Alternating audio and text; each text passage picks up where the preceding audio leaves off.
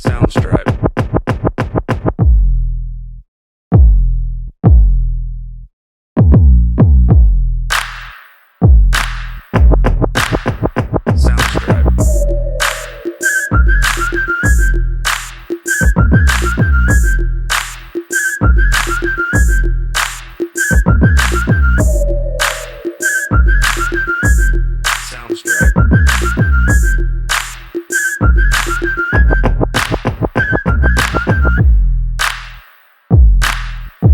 Short, short. There you go. In and out. Short, short. SoundStripe.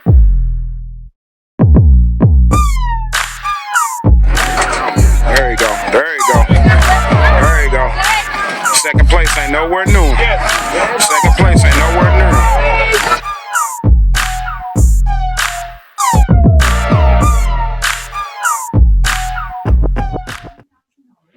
Hey, yo, what it do, man? It's your big homie, Bobby Dollaz, and I'm back today, man, with another episode of the Bobby Dollaz Show. I think today is going to be like, I don't know, just, I don't know. I guess just like a mood episode, man, because like, this is just how I'm feeling right now. You know what I'm saying? Like, it ain't a whole lot of drama or a whole lot of extra shit. It's just me basically voicing my opinion on a few things. And the biggest concern that I had right at the present moment was sports PTSD. You know what I'm saying? I had an interview the other day, man, with Delvin Bro Sr., man. He's cornerback for the Hamilton Tiger Cats, man. And that's a Canadian football league, but he's an ex-cornerback for the New Orleans Saints. And in the episode, him and I talked a little bit, and we was kind of like expressing how we feel about, I guess, the players and their perspective. You know what I'm saying? As far as like after the sports, during the sports, when you're dealing with, you know, what is considered your job. I'm an ex-sports player. Like, I ain't make it to the NFL and all that shit. And, you know, I barely made it through college as far as sports go. I got my first year, you know, red shirt and shit, but I kind of lost all my scholarships and all that shit due to some street shit, man. And I just couldn't let that shit go. And it fucked up my life as far as that goes. I probably could have been an NFL star. So you never know, but who knows, man? That shit really don't matter no more. That's the past. It brought me here. It made me who I am today. Taught me a whole lot, man. The streets taught me a ton. You know what I'm saying? So, you know, I can't like devalue my upbringing and stuff like that as far as like what I was always doing when I was growing up and shit like that. So for the most part though, the way that I feel today is after doing that that interview with Delvin, I wanted to just say, like, if you're an athlete, a sports athlete, you know what I'm saying, whether it's basketball, football, track, all of that, if you know your body, you understand, and excuse me, my bad, man. If you know your body and you've been playing a particular sport, especially football players, because I am a football player, or ex anyway. If you know your body, man, and you've been maintaining a certain physique and a certain workout, and you've been literally busting your ass your entire life to get to a common goal, which is the pro level, you literally know when things are not right with your body. Even right now at 43 years old, when I wake up, I can tell the difference from when I go to bed at night, as far as my physicality goes. So don't ever let your coaches, and I am an ex-coach too, but don't ever let your coaches, your trainers, anybody that is in that circle that makes judgment calls on your character as far as like playing and getting on the field or the court or the, you know, swimming or whatever, don't allow them to put you in a bad mindset by telling you that things aren't what you know they are. If you feel a certain way, man, and if you feel like your body is a certain way, if you feel like there's things going on that you can't control with your body and you're having nagging injuries and pain and stuff like that, you need to make that known and you need to bring that forth and you need to say something like right away, bro, or her, him, whoever, man, because later on down the line, all that does is formulate sports PTSD. And what that means, basically is that you're traumatized from your coaches consistently yelling at you and degrading you and telling you that you're not a performer because you feel a certain way about your body. Not just your coaches, but trainers and stuff saying, well, coach, hey, I think he can go. I don't know what's the problem. I think she can play. She's just being a girl, shit like that. Hey, man, you fight.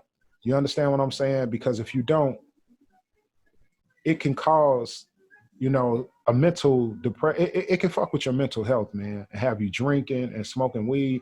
Like, that's the reason why a lot of NBA players and NFL players and all these guys out here ends up failing drug tests and stuff like that throughout the season, simply because they're actually trying to fight off the demons that they're hearing in their head, which is the coach, the fans, the shit they see on Twitter, all the stuff where it makes them feel like it basically backs them in the corner, and it make them feel like they're less than what they really are. And it's all simply because they know in their heart and in their mind that they just can't go. I commend Kawhi Leonard, man, for standing strong, regardless to how anybody feel, what you think, or how you say it. I don't give a shit. The question is, man, are you brave enough to stand strong and tell your coaches and your trainers and everybody, hey, man, I can't do this right now. You got to give me some time. You got to let me heal. Watching the finals in Houston and everything, Russell Westbrook came back too fast from a quiet injury, man, and it didn't benefit. We all know Russ is a machine, man. Russ is a monster. His body is like in epic condition, just top notch, peak performer. So with the body like that, the healing process is much faster than someone who isn't, or who is putting drugs and alcohol and all that stuff in their system and making their body, have all this different fat and different stuff in there. Like, Russ isn't that guy. But with a quad injury, you still have to give it time to heal. A quad is not going to be flexible and durable enough to just jump right back out and start being active within a 2-week period. It's just not going to happen.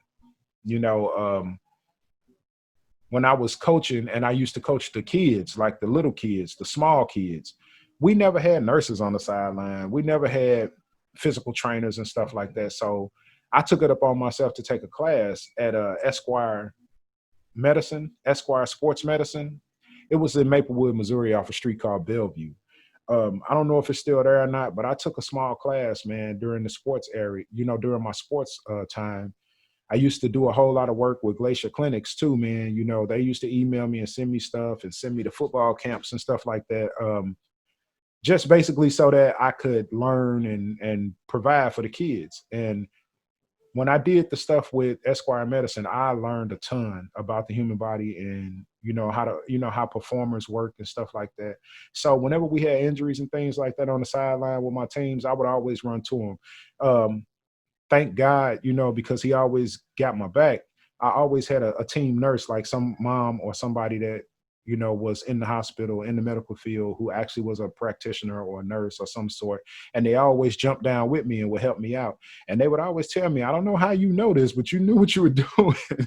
And I was like, man, I took classes, you know what I'm saying? Like, but real talk, man, like, don't become that depressed, angry ex-athlete because you can't let go of the situation that you actually had control over, but allow coaches and fans and people like that to dictate, where you would be. Because right now at the present moment, like, if you're hurt or you're injured and you don't allow it to heal properly, it's going to reoccur. And then you really start to feel like you're nothing, because it's like, damn, now I keep getting hurt. I can't stop getting hurt. Like, it's a lot of trauma, man, that sports figures go through, in general. And just like, Delvin said in the interview, a lot of the sports figures, just like I said, NBA, NFL, MLB, all of them, they read Twitter. They listen to the comments. They read the comments. They hear everything, man. And that plays a part in their mental as well. So you got to think, if you're hurt and you're injured and your coach keep telling you, get on the field, man, you got to get on the field. We need you. You got to do it. You got to do it. After a while, you start to feel like, damn, man, I got to get out here, man. I got to jump down on this, man, because they need me. They need me. And then you get out there and you play. You're only at 75 or 80%. and you mess around and you get hurt again.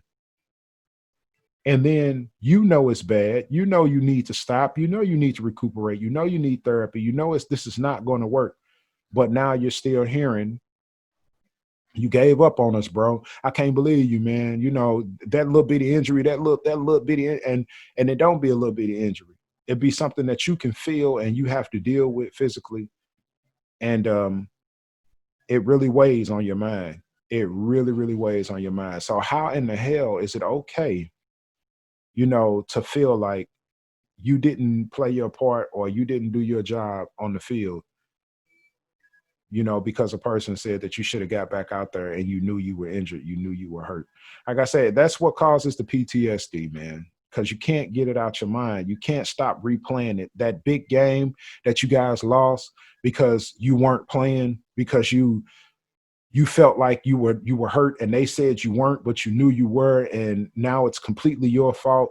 And you can't live that down, man. You can't live it down. So next thing you know, man, you're snorting coke, or you smoking tons of weed, or you got to have a drink every single day because you're trying to block all that shit, man. And before you know it, it causes all kinds of depression. And I mean, you got to think about Junior Seau, and all the stuff that he went through mentally, especially after the concussion protocols and, dealing with those traumas to the head and things like that, man. Hey, it's real, man. It is absolutely real, And again, I have to thank Delvin Bro, man, for coming onto the show, because like he shined a light on it. And I just wanted to keep that light bright, keep it bright and keep it going, man, because a lot of these athletes, man, we talk so bad about them on Twitter and things like that, like Kyrie Irving and all of them. Like Kyrie might really be going through some mental shit, man. And it ain't got nothing to do with, him being dumb or stupid or not finishing college or nothing like that. I'm saying like he might really be going through some mental shit, man, because he was a strong admirer of Kobe and Kobe died.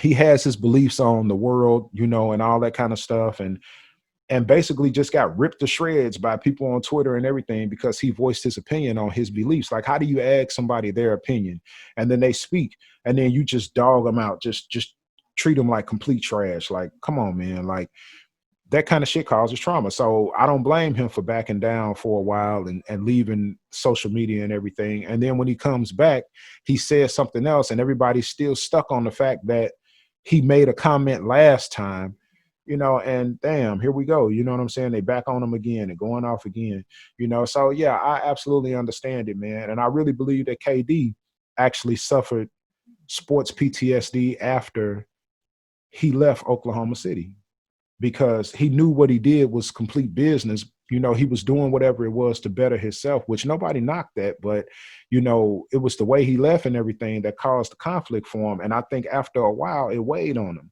and it kept bothering him and it kept fucking with him because I think KD was so excited that he had an opportunity to win a ring, regardless to whether it was with the Thunder or Golden State.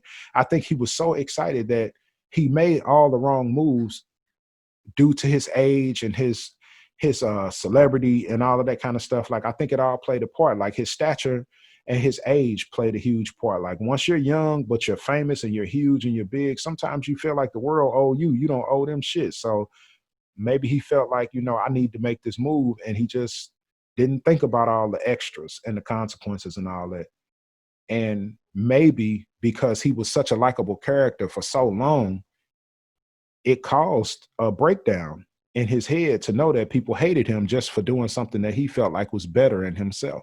So that sports PTSD is real, man. It's 100% real, man. I mean, even I go through it sometimes. I sit down and I just kind of be just staring off into space, wondering like, damn, man, where would my family be right now? Like, what could have I done for my family? What could I provided for my son and my daughter, man, if I would have made it and had millions of dollars? Like, I could have bought my mama a house, man. I could have got my mama a car. My brother and my niece and nephew would be better off and living a better life. My brother-in-law passed away from diabetes, man. And if I would have been famous and rich and all that and had money, I probably could have helped with better care, and stuff like that. And maybe even saved his life. Like, I trip off all that kind of shit, man. It all play a part because me and my wife been together since I was 18. When I met her, he was like 12 or 11 years old. or 13 or something. I don't know. And then he passed away when he was 31. So it's like, you know, I trip off all that shit, man. All that shit be in my mind. And that causes PTSD for me because it's just like, damn, man, if I just would have made one right move, you know, if I could have been just that much better, you know, maybe if I would have listened to my coaches and did the right thing in high school, I could have went D1 instead of D2. You know, like all that shit play a part, man. And it fucks with you. It really does. So, you know, if you're an athlete, man, stay strong, bro. Stand 10 toes down on whatever decision you make on your body. That's yours, man. You got to deal with that for the rest of your life. Don't allow don't allow anybody to dictate your future and dictate your career. And if you're a coach, hey, man, listen to your players, man. They know what it is that they're talking about. It's their body, man. They go through it every day. They've dealt with the regimens. They've dealt with the workouts. You know, don't be the reason that after they make it to college and make it to the pros that they suffer later on in life. You know, yeah, you get patted on the back and you get those accolades because you raised that child on the field and made him what he is, made him strong, made him durable, made him that great running back or that great linebacker. But you don't realize that all that yelling and screaming and cursing and degrading him when he don't do right and all that kind of stuff, it's going to hurt him later on. It's going to fuck with his head later on. It will. So just pay attention to what you're doing, man. You know, and if you're an owner of a team or something like that and you listening, man, don't trade away these players because they have bad situations going on or because they're dealing with social issues or some shit like that. Like, talk to them, man. I know they're your product. I know it's your business, but they still people, bro. Show some compassion to what it is that they're doing because these people can be top performers every night of the week if they're not stressed out. If they're not tripping off the shit that's going on in the back of their minds. What else are they going to trip off of other than their coaches and their fans and stuff like that when they got enough money to do any and everything else? They don't have no bills that they have to worry about. They don't have no family members that's suffering and ain't got no food and all that. They can take care of all of that with them advances and checks and stuff like that that you give. So that's not the stress. The stress is the words, that fight that you have in the office over the way he's acting or his attitude or her mood or anything like that. Like, so all you owners, man, you coaches, you trainers, pay attention, man. Listen to your players, man. Listen to these guys because they know what they're talking about. I promise you, they do. So again, man, like I say, this was just like a mood episode for me, man. I just kind of like was working on and editing Delvin's video. And I got to that part and I was like, damn, man, I need to actually like speak on that because that shit was big. It was real big, man. And when y'all get an opportunity to see Delvin's video, just look in his face, man. Like, look in his eyes while he talking, man. And you will see what I'm saying. You'll feel it, bro. Like 100, you'll feel it, like real talk. You'll straight up feel it because, I mean, like, that brother been through a lot dealing with the NFL and all that shit, man. And sometimes all it takes is just compassion, man, and an open ear. Because when you're listening, you're learning. You hear me? So I'm not saying be like me, but understand like I do that when you're listening, you're learning. And when you're learning, you're not judging. You don't want to judge nobody, man. You don't know what people go through. Hell, some of y'all can't judge nobody no way just because of the shit you done did in your life. So, you know, when the time comes, stand strong, 10 toes down. You hear me? It's your body. Perform the way you need to. And that's to the athletes. Perform the way you need to get to where you're going, man. But when the time comes that you feel a certain kind of way about anything, focus on it and make sure that it gets taken care of. And that's 100. Any nagging injuries, any big injuries, any family issues, anything that can stress you out and impede your performance, man, and cause some kind of stress to your life later on. Take care of that, man. Real talk. You ain't got nothing but time. God gave that to you. That time, hey, God gave us time. Ain't no man gave us that shit. God gave us time. That's our gift. That's the reason why they made jails. They take your time away because that's the only thing that they could do to hurt you. Take your time away from your family and all that kind of shit. So take your time, man. It's yours. Heal, get better. You know what I'm saying? And then behind that, you perform like a motherfucker. You hear me? Do your thing. Get out on that field, man. Show up and show out. Get your money. Chase that bag. Everything else don't matter. And that's the truth, man, because them coaches and shit, they gonna still be coaches when you move on. Them trainers, they gonna still be trainers when you move on. Don't allow them to dictate your career. Real talk. Don't end up with sports PTSD because it's effective, it's everlasting, and it'll be something that you'll deal with for the rest of your life. Hey, man, hey, it is what it is, though. It's been your big homie, Bobby Dollaz. Again, man, I appreciate y'all stopping by, man. I appreciate y'all checking out the channel. You can go on Spotify, Apple, iTunes, whatever it is, Google Music. I mean, like, you can go anywhere and check out the podcast, bro, on the audio side. When it comes to the visual, come holler at me on that YouTube channel, man. You know, like, subscribe, do everything you can, man. You know, I think I even made a Patreon. Yeah, I said think, though. I think I did. I don't know, man. I'm going to get that shit together. It is what it is. But again, man, I appreciate y'all time. I appreciate y'all listening. I appreciate your focus, man. And stay safe, man. Wear your mask. Wash your hands, man. 6 feet. 6 feet, fool. 6 feet. That's all it takes. You know what I'm saying? It's love out here, man. It's the Bobby Dollaz Show. It's the big homie.